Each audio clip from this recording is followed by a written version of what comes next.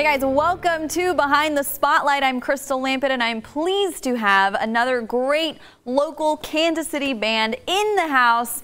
We've got the Uproot. Thank you guys so much for being here. Absolutely. Now we want to kick it off with the first song, and it is called Funk Walk. Yes. All right, let's get funky. Take it away.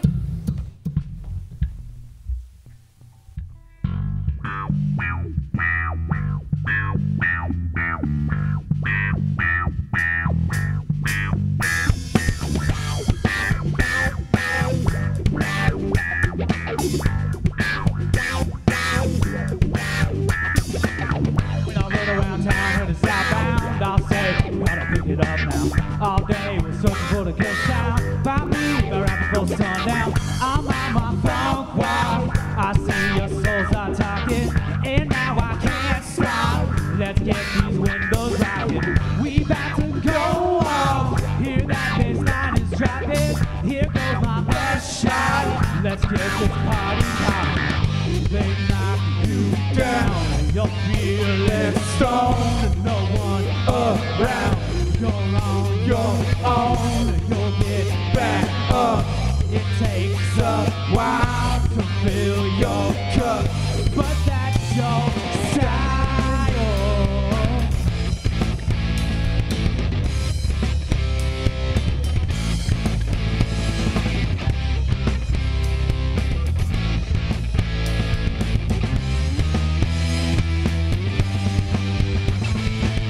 Till I got a paint job, you square well, you got it looking like a bad tip. Got you running in your tank top, go down with it, you like you're looking for a bad tip. You got the money in the bank roll, the sound of it turns your jeans like magic. You know I had the same thought, we did a little bit just so we have it. I'm on my funk walk, I see your souls are talking, and now I can't stop. Let's get these windows rocking, we about to go out. Hear that bass line is dropping. Here goes my best shot. Let's get this party popping. Damn, you're feeling stoned and no one around. And you're on your own and you'll get back up.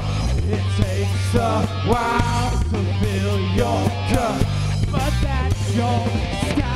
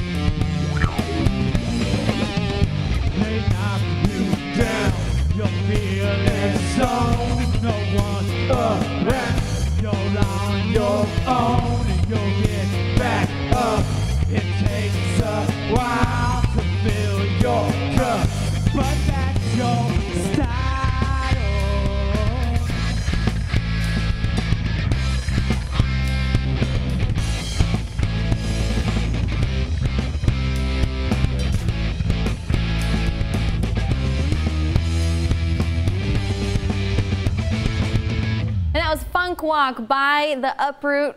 Guys, we've whittled it down to just two of you now. So tell us about the inspiration behind Funk Walk. A lot of our songs, Funk Walk included, usually Hammer, David, and Jason wrote a lot of the music part, and then I just kind of come in behind that and write the lyrics. So do you guys have any particular inspiration behind it? Well, I mean, it's probably our most, funky song. Kind of, we're all really influenced by the Chili Peppers and, some other kind of funk bands. So that definitely ties in there pretty well. Yeah, I could see that. So what about other influences? Because I know all of you probably come from different backgrounds and different musical inspirations. Who else do you kind of admire through when you think about writing your music?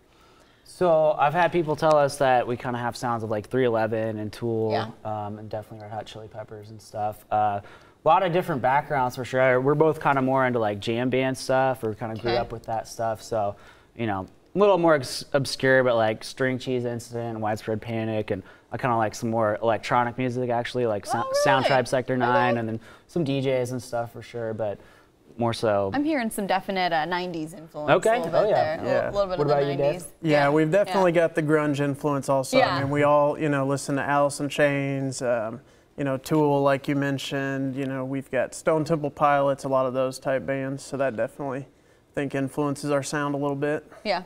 And how did you two meet?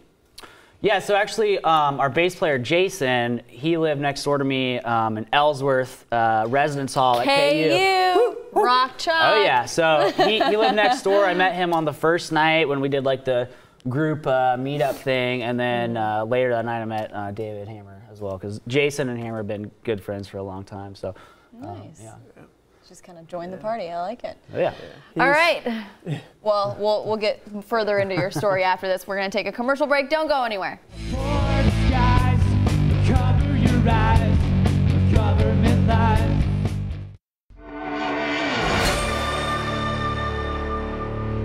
Welcome back to Behind the Spotlight. I'm hanging here with the Uproot, and you guys have some pretty exciting news. You've just put together your very first album.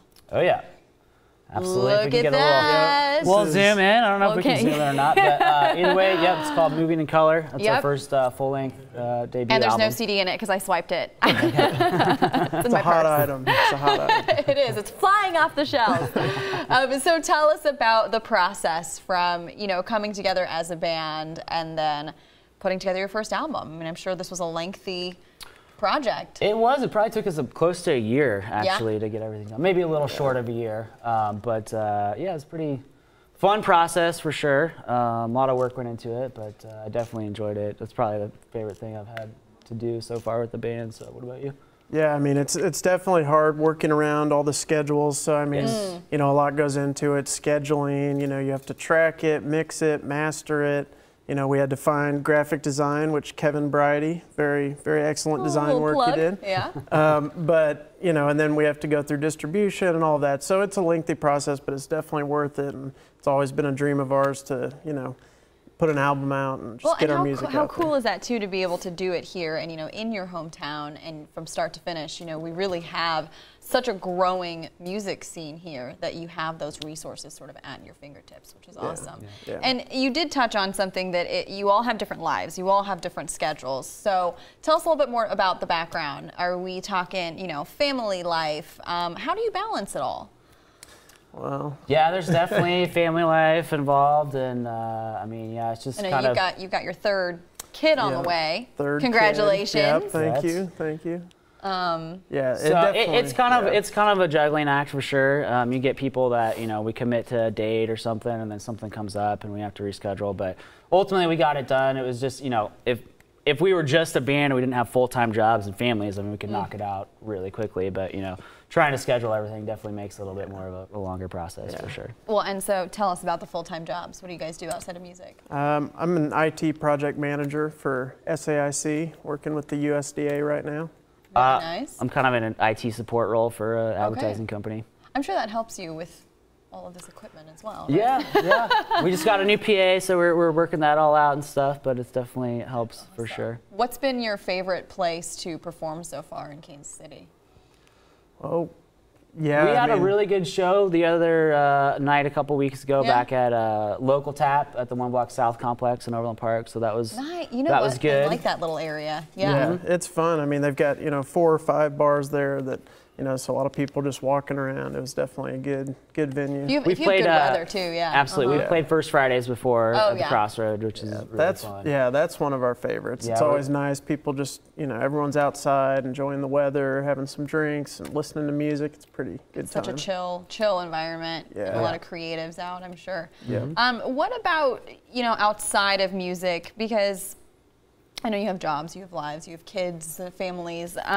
What do you do maybe creatively or just to offer some stress relief? What do you do outside of music that actually helps you be more creative? Let me take that first, Crystal. So I'm repping some Ties Dyes here. Blue Smoke Barbecue, Mark and Maggie Kaufman, North Carolina. Hopefully they'll come back to Kansas City someday. But I make tie-dyes as well, so Ties Dyes, T-Y-Z-E-D-Y-Z-E, another little plug there for you. Also a heck of a baker. Baking, you tried the peanut butter cookie earlier? I had one of this guy's cookies. Oh yeah. Oh man. So good. What was in that? Just standard ingredients. We wouldn't. Yeah, it's just peanut butter cookie, but. Okay, come on. This sounds a little too good to be true. Do you ever, I mean, you must have something that you do at home where you're just wasting time. Because you immediately made me feel guilty because I was like, well, I go home and I'll like waste time on Facebook, I'll Instagram, binge Netflix. I'm not baking cookies, nor am I making tie-dyes or any sort of artwork, writing music. You're making me feel lame. Yeah, I stay pretty busy. My dad has that work ethic. He's always doing something. So you got it from Dad. Yes. See, I do have one guilty pleasure. Okay. I do like to play Call of Duty sometimes. My wife, she would hear this and she'll be like, "Oh my gosh!" But it's a good release. Is it under control? It's under control. You know, I mean, I'm. Would your wife meetings, agree? If I talked to your wife right now, would she be like, "It's better now"? It's better. I know a lot about that. Yeah. So there can be a lot of conflict at home if you play too many video games, guys. Oh boy. Yeah. Word to the wise. You know exactly what I'm talking about. All right, so where do you guys see yourselves in 5 years? I know this is the beginning of your journey with your new album. You've been playing for a long time. From here on out, this is a milestone. 5 years from now, what's the goal? I mean, I think we definitely, you know, we're working on getting all the new material together for another album. So we're definitely hoping to hit that soon. And then really just playing shows, getting our name out there, just playing in front of as many people as possible, I think is kind of what we want to do. Oh yeah. So we just got this new PA. So we're basically fully mobile now. I wouldn't necessarily have to depend on a venue to have the equipment. So I mean, we can play outside, we can play parties, we can really play anything. So that's nice. Yeah. Is there a would there be a moment in your career that you could pinpoint that would be like, wow, I've really made it? I mean, this is pretty big for us. Honestly, we're really excited to be here. Yeah, we're here behind the spotlight. Absolutely. So you've always wanted to be on behind the spotlight, obviously. So since I was a wee little hammer. I think getting the album finished and having a finished product that we can hold in our hands and that looks really good and we feel like it sounds really good. And Clockwork Studios helped us get that recorded. A couple other people as well. So we just want to shout out to them. But yeah, being able to see that finished product and hold it is just like this is a pretty good accomplishment for as a musician for sure. So that's pretty good, but yeah. Totally. Yeah, and it is interesting too because everybody has sort of their own idea of like, well, I will need $1 million and a yacht and you know, platinum record to feel successful. Right. But in so many ways, if you're doing what you love and you are finding that, you know, you are accomplishing milestones with it, for me, that's like, I feel good about that. Oh yeah. We love doing it. If something more happens with it, great, that's a bonus. But you know, we just love having fun playing music. So yeah, it probably feeds your creativity, your creative sides a little bit. Good outlet. Absolutely. What about your, I guess, band image? Has there been, because you know the way the music world and the entertainment world works now, there's so much social media involved, and you really have to think about branding. Have you guys sort of decided, have you picked a direction or an image that you want to put out there? We're trying to consolidate a lot of our branding with our album and, you know, getting flyers, business cards, logos, banners and stuff to basically get that cohesive brand to carry with us, but that's kind of still in development at this point, honestly. Yeah. Still coming to you. Yeah. But yeah, that makes sense. All right, well, I do want to get to our 4 favorites, and I don't know if I've warned you about this yet, but I'm about to ask you some deeply personal questions. Okay, so starting off, your favorite book. Favorite book, I gotta say The Stand by Stephen King or The Gunslinger. I do, yeah. Gunslinger, you're into The Gunslinger? Yeah. Nice. All right, and? I think Brave New World, probably. It's a great book. Aldous Huxley. It's a good one. It is good. It's kind of trippy though, and it makes you think like, what if one day this is how the world could be? More and more of it's starting to unfold. It's creepy, right? Yeah, it is. I know. It's kind of, it's a little disconcerting, I'm not gonna lie. Yeah. All right, so favorite book and then favorite movie? All right, I'm gonna skew a little bit off the rails here. I'm gonna say Game of Thrones. I know it's not a movie. It's a show. It's a show, but I don't feel as strongly about anything else other than that. You don't feel as strongly about movies? I was gonna throw. I don't really. I used to have a movie called Ravenous that was actually a favorite when I was in high school. But Ravenous. Yes. Have you heard of this? No. Okay. It's a little more obscure, but it was a good movie. What is it? Is it like a silent film? No, Ravenous was set like in the Civil War times, and there's like a indie. Is it indie? Film? Not really indie. Yeah, I don't know. Actually, this is gonna sound bad. Not one of my. No offense, but I think David Arquette's in it. But that's not like. What's offensive about David Arquette? I don't know. I don't necessarily. I'm not gonna say David anything. Arquette's in it, so yeah, you probably haven't But no, seen it was a great movie. It was pretty entertaining. So you'll have to check it out. But. Ravenous. Okay, I'm curious. Okay, so favorite movie. Yeah, I mean that's definitely a tough one. I like a lot of movies. I like the Doors movie. Let's just go with that. Oliver Stone. Not as it's a good one. Obscure. Yeah. So at least I'm kind of following you on that. Yeah. Okay, favorite book, movie, and then now we're on to a music artist. If you had to pick one. Yeah, I spent a lot of time. I've been to a lot of shows growing up and stuff. And Sound Tribe Sector 9 was a band that I saw a lot of, and I really like. I haven't seen them in a long time. But Okay. that's in my core. Yeah, Okay. for sure. So. And. Well, I think Widespread Panic. They're one of my favorite Nice. bands. They're definitely pretty awesome to see live, and yeah, definitely influence some of our music. It helps when you see them live too, and they're also good live. It Yeah. gives you kind of this new level of respect, because there's nothing. I mean, I hate to say this, but it's just such a downer when you idolize this band and then you go see them perform live, and it's just nothing like what you heard, Yeah. what you expected. Definitely. Sometimes that's cool. They do the indie, you know, the stripped down version and acoustic or a garage version, but sometimes it's just like, man, I can't listen to them the same way anymore. Yeah. Right. Okay, and then the very last of our favorite four is share your favorite fan story or your favorite band experience from the last few years. I mean, I know we've kind of already touched on this, but really recording and finishing and, you know, having the album has been probably my favorite experience of the band. Favorite story? Okay. Yeah, and our wives and girlfriends, they've, you know, fan stories, they've definitely helped us out a lot and done some promotions. They always make sure to share our posts on their page, invite their friends to our shows. So, you know, that's definitely extremely helpful. Have you had any cool, like really crazy experiences while you've been out performing that you, like a story that you tell your friends over and over again? I mean, you know, it's pretty common occurrence. PG rated. Yeah. PG-13 Well, since it's oh, well 11 then if o'clock. that's the case, we just have lots of fans just, you know, they love our shows so much, they're throwing us their hotel keys and holding onto our leg. We're trying to get out the door. We're like, we're trying to pack up our stuff. Over there in Overland Park? Yeah, and they're just swarming the car. It's hard to even get out of there sometimes, but we work through it. I believe it. Yeah. Everyone with their cell phones in their face, like, the Uproot's walking by, guys. Snapchat. Are you guys on Snapchat? We are not on Snapchat. I don't blame you. I'm not either. It's not something. Are you off Snapchat now, or did you ever? I had Snapchat and I got rid of it for very specific reasons. Right. Yeah, so it's not my favorite. Can be a dicey one. It is a tricky one, absolutely. All right, well, you know, do you have any last words of advice to somebody who's just starting out in the music world? Just, I mean, keep it fun for sure. You know, you got to have. You don't want to make it personally a job. You know, it's got to be something, a creative outlet for sure that you can kind of, you know, get into and put your energy into. So, and then also just keep after it. You know, keep realistic expectations. You know, don't throw all your eggs in the I'm gonna be a famous rock star basket. Right. I feel like some people kind of do that, and more power to them. And like, I like to keep that dream alive, but you know, you don't want to. If that doesn't happen, you don't want to have like total shattered. Case in point, Charles Manson. Charles Manson. Okay. Didn't work out for him, and things. Yeah. But you know, keep after it for sure, and just keep trying, and always try to keep learning. So make sure you're enjoying it for sure. Stay grounded, be consistent, and have realistic expectations. Thanks, guys, so much. All right, guys, don't go anywhere. We've got one more song from the Uproot coming up.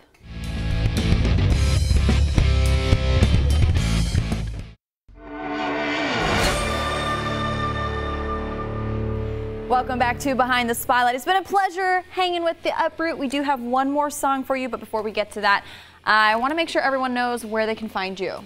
Yeah, so you can check us out on Facebook at facebook.com/uprootkc or our CDs on iTunes. So it's a couple places. All right, perfect. Well, thank you guys so much for being here. We've got one more song, and it is called Grease Blues, right? Yeah. All right, take it away, guys.